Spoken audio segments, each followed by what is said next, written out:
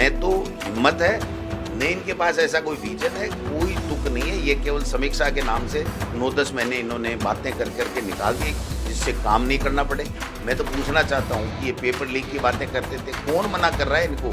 CBI कराओ और कोई कराओ, एसआईटी कराओ, जो मर्जी है जो कराओ, लेकिन इस और किरोड़ी जी, देखिए हमारी विचारधारा अलग है, लेकिन वो नेता तो हैं।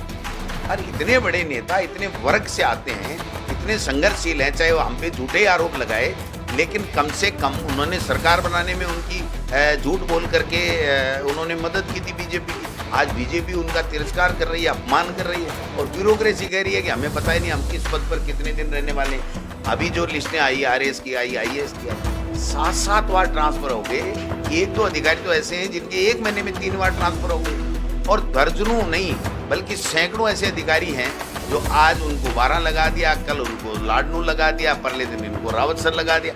ये मजाक चल रहा है, इनके पास में कोई विजन नहीं है। और जबकि क्या कहते थे ये जब सरकार बनी थी कि 360 डिग्री के ऊपर परीक्षण करके। हरियाणा में कांग्रेस के प्रति बहुत अच्छा माहौल है, क्योंकि 10 साल से जो कुशासन भारतीय जनता पार्टी का और दिल्ली की पर्चियों से चला, उससे आम वर्ग जो है वो उद्वेलित है, तकलीफ में है।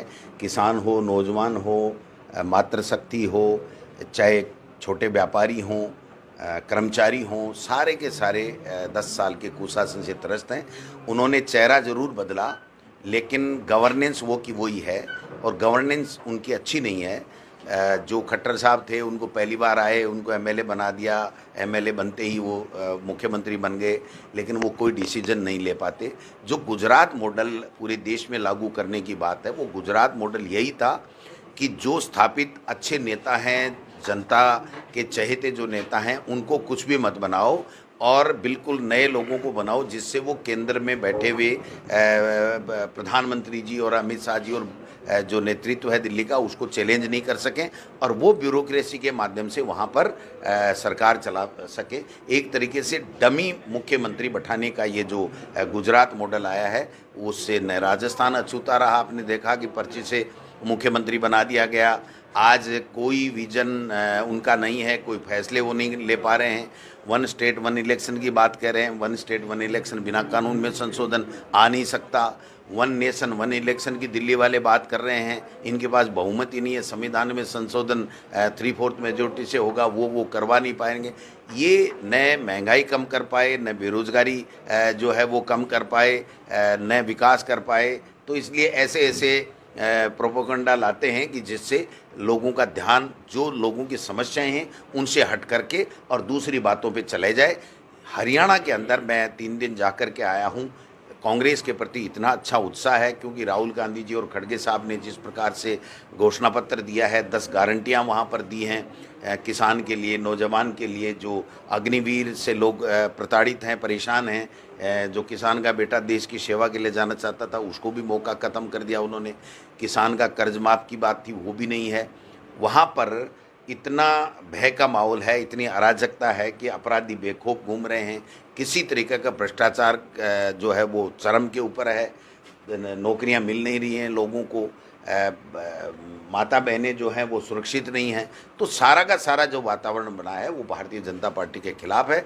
और अब जिस प्रकार से मोदी जी जो भाषण देते हैं, हिंदू मुस्लिम कब्रिस्तान शमशान, और जिस तरीके से धर्म के आधार के ऊपर उन्माद फैला करके वो अपनी राजनीतिक रोटियां सेकते आए हैं, और उससे लोग अब परेशान हो गए हैं। इसलिए मैं समझता हूं कि जो हरियाणा में सरकार बन रही है वो कांग्रेस की बन रही है, और बहुत अच्छे बहुमत के साथ में बन रही है। बात करें राजस्थान की, तो भाई साहब राजस्थान में गहलोत सरकार ने जो प्रदेश को जिले दिए थे उनको कम करने की जो चर्चा चल रही है, उसको लेकर क्या कहेंगे? ये कम नहीं कर पाएंगे। ये तो क्या है कि जो चुनाव से पहले इन्होंने लावा लूटने के लिए सरकार का जो थोते भाषण दिए, उनको जस्टिफाइड करने के लिए ये इस तरीके की बातें कर रहे हैं। आप बताइए, भारत सरकार ने रोक लगा दी कि कोई भी राजस्व गांव भी नहीं बन सकता, न कम हो सकता न ज़्यादा हो सकता। जिला तो बहुत बड़ी बात है, संभाग तो बहुत बड़ी बात है।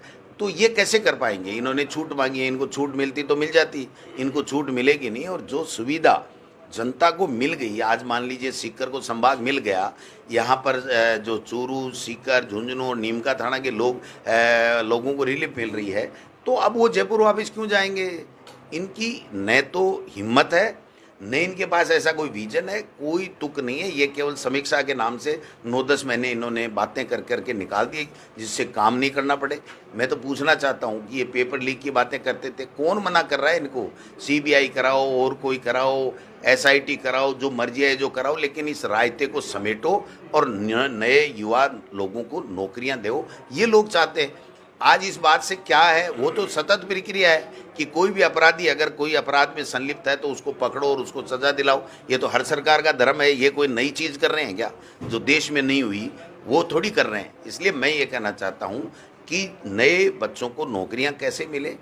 सड़कें टूटी पड़ी हैं, बिजली नहीं है, पानी नहीं है, गर्मियों में लोग मर गए, किसान परेशान हैं।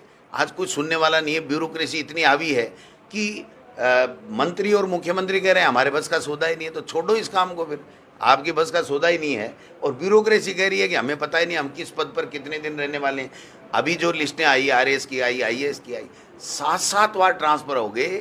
1-2 अधिकारी तो ऐसे हैं जिनके 1 महीने में 3 बार ट्रांसफ़र हो गए और दर्जनों नहीं बल्कि सैकड़ों ऐसे अधिकारी हैं जो आज उनको 12 लगा दिया, कल उनको लाडनू लगा दिया, परले दिन इनको रावत सर लगा दिया। ये मजाक चल रहा है।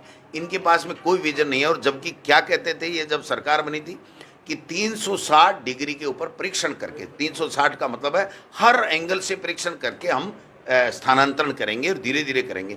ठीक है साहब, 9 महीने हो गए, अब कर दिया तो उसको आप हर महीने में 3 बार क्यों चेंज कर रहे हो? हर लिस्ट में एक अधिकारी तो ऐसा है, मैं नाम बताऊंगा, ठीक नहीं लगेगा, जिसका हर सूची में नाम है। 5 सूची है, 5 बार नाम है। तो इससे ज़्यादा दुर्भाग्य क्या हो सकता है इस प्रदेश का कि ऐसे अनुभवहीन लोग पर्ची से बन गए।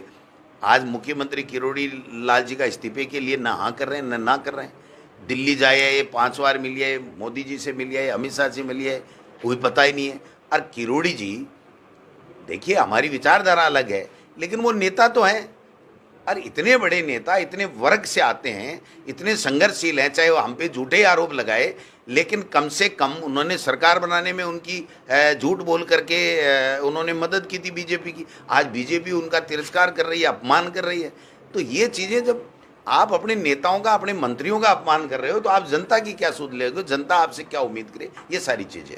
लोकेश जो OSD थे गहलोत, धन्यवाद, उन्होंने भी जो है धन्यवाद। हरियाणा में देखा जा रहा है कि आप विधानसभा चुनाव का भी पहले गए थे, वहाँ कुमारी सैलजा जो सांसद आपकी अपनी सब साथ हैं, चिंता मत करो, सब साथ हैं। कल आना, वहाँ पर मीटिंग है शैलजा जी की, हुड्डा जी की, सबकी। आप